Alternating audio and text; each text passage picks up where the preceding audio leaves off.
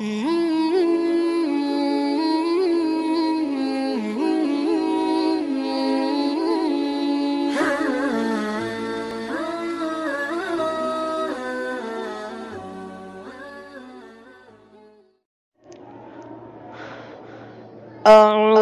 بالله من الشيطان الرجيم. بسم الله الرحمن الرحيم. إنما يعمر مساجد الله من آمن بالله واليوم الآخر وأقام الصلاة وآتى الزكاة ولم يخش إلا الله فعسى أولئك أن يكونوا من المهتدين. أجعلتم سقاية الحاج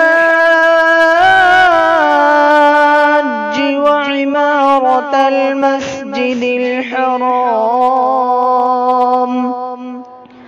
كمن آمن بالله واليوم الآخر وجاهد في سبيل الله لا يستوون عند الله والله لا يهدي القوم الظالمين.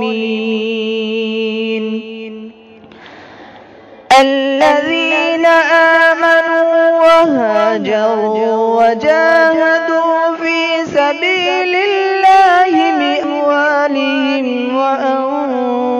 وأنفسهم أعظم درجة عند الله وأولئك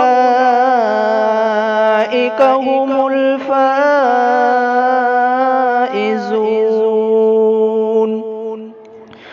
يبشرهم ربهم برحمة منه ورضوان وجنات لهم فيها نعيم مقيم خالدين فيها أبدا إن الله عنده أجر عظيم. صدق الله